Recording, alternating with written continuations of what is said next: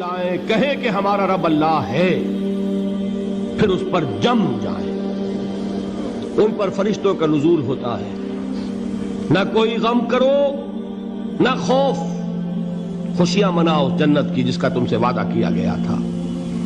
اللہ کی ربوبیت پر اطمینان جب انسان کو ہو جاتا، میرا رب اللہ ہے، ربی اللہ، انسان کے لیے نہ کوئی کھٹکا، نہ کوئی خطرہ، نہ کوئی خوف، نہ کوئی حزن۔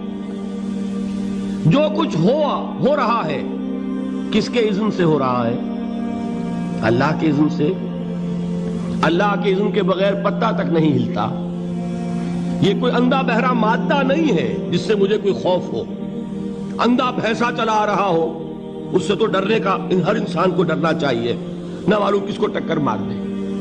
لیکن نہیں، اس کائنات کو چلانے والا ایک سمیع و بصیر خدا ہے، وہ جو میرا دوست ہے، میرا ولی ہے۔ اللہ ولی الذین آمنوا یخرجہم من الظلمات الی النور۔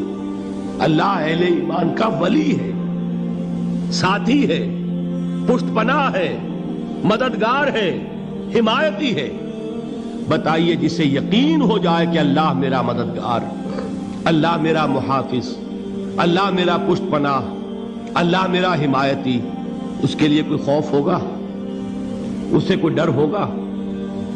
میں مثال دیا کرتا ہوں ایک بہت سادہ پنجاب کے دیہات کی۔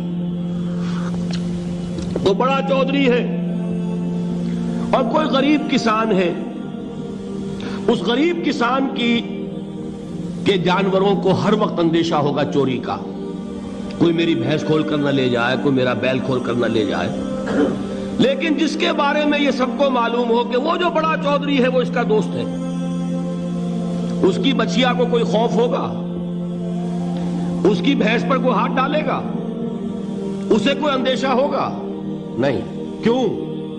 کہ وہ بڑا چودھری، بڑا اس کا یہاں کا سردار، جاگیردار، سب کو معلوم ہے وہ میرا دوست ہے، کوئی میرے خلاف اقدام نہیں کر سکتا۔ اس دنیا میں یہ چھوٹی سی بات اگر آپ کے دلی اطمینان اور سکون کا باعث بن سکتی ہے تو ذرا تصور کیجئے۔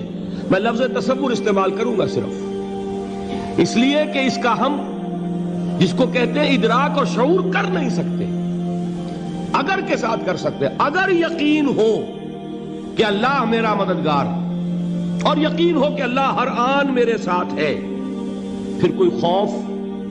کس کا خوف؟ کوئی شے اللہ سے بالا تر ہے؟ کوئی قوت اس سے زیادہ طاقتور ہے؟ کوئی اس کے ارادے کو بدلنے والا ہے؟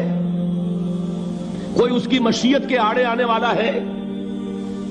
یہی بات ہے جو حضور نے فرمائی۔ یہ ایمان کا حاصل ہے لب لباب، کہ دیکھو اچھی طرح اس بات کو ذہن نشین کر لو، اگر تمام انسان مل کر تمہیں کوئی نقصان پہنچانا چاہے نہیں پہنچا سکتے، مگر جو کچھ اللہ نے لکھ دیا ہو، اور تمام انسان مل کر تمہیں کوئی نفع پہنچانا چاہے نہیں پہنچا سکتے، مگر وہ شے جو اللہ نے طے کر دی۔ آپ پھر میں کہوں گا ذرا طاری کیجئے، اسے فرض کیجئے، اسے سوچئے۔ اگر اس حدیث پر ہمارا دل ٹھکا ہوا ہو تو کسی سے ڈر ہوگا؟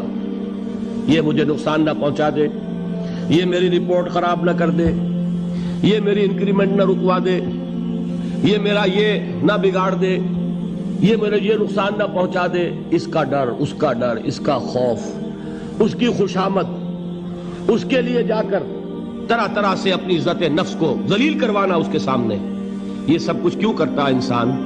جب سمجھتا ہے کہ اس کے ہاتھ میں میرا کوئی نفع ہے، اس کے ہاتھ میں میرے لیے کوئی ضرر ہے، یہ مجھے کوئی غضب پہنچا سکتا ہے، یہ مجھے کوئی نقصان پہنچا سکتا ہے، یہ میرا کوئی کام بنا سکتا ہے، یہ میری کوئی ضرورت پوری کر سکتا ہے، اسی کا نام شرک ہے۔ جہاں آپ نے یہ سمجھا کہ غیر اللہ کے اندر کوئی طاقت موجود ہے، وہی شرک ہے۔ بتوں سے تجھ کو امیدیں، خدا سے نومیدی، مجھے بتا تو صحیح اور کافری کیا ہے؟ شرک تو یہ ہے جس پر بھی تمہیں یہ خیال ہے، کلمہ ہے یہ کلمہ سوم، لا حول ولا قوت الا باللہ، ذرا اس پر دل کو کبھی اگر آپ تصور کریں، پھر فرض کریں، دل ٹھک جائے اس پر، کوئی طاقت نہیں۔ یہی بات تھی جو شیخ عبد القادر جیلانی رحمۃ اللہ علیہ نے اپنی وصیت میں اپنے بچے سے کہی. 11ویں دینے والے ہیں، لیکن حضرت شیخ عبد القادر جیلانی کی وصیت اور تعلیمات کو کتنے لوگ ہیں جو جانتے ہو؟ یہ جن مقامات تک پہنچے ہیں وہ کس چیز کی بدولت پہنچے ہیں؟ انہوں نے جو پیغام دیا وہ کیا تھا؟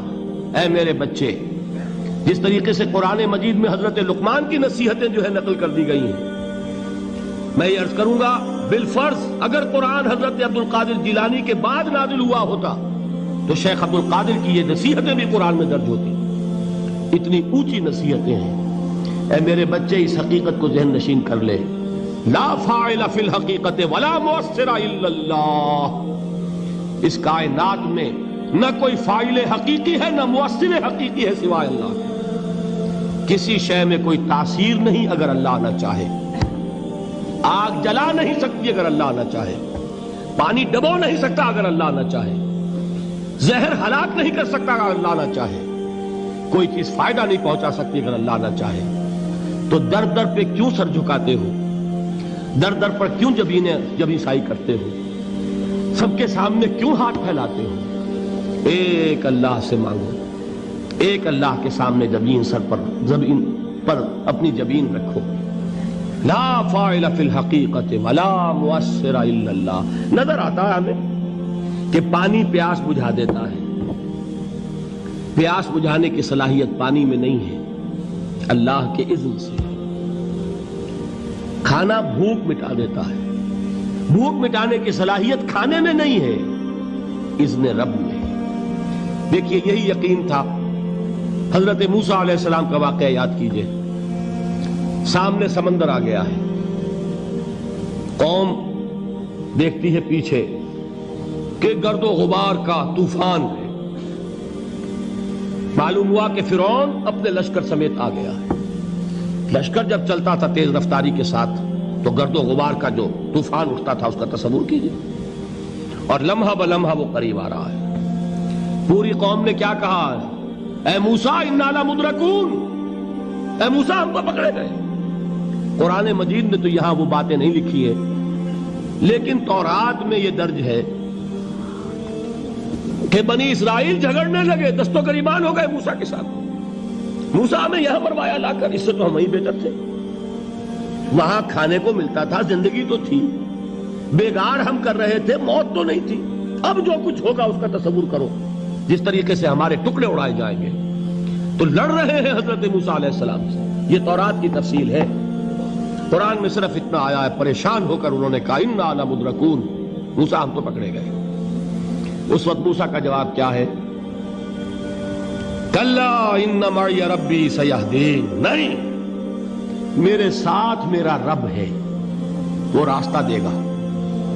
بتائیے کہاں راستہ نظر آ رہا ہے؟ یہ ہے ایمان بالغیب. راستہ نظر نہ آئے تب اللہ پر یقین ایمان ہے.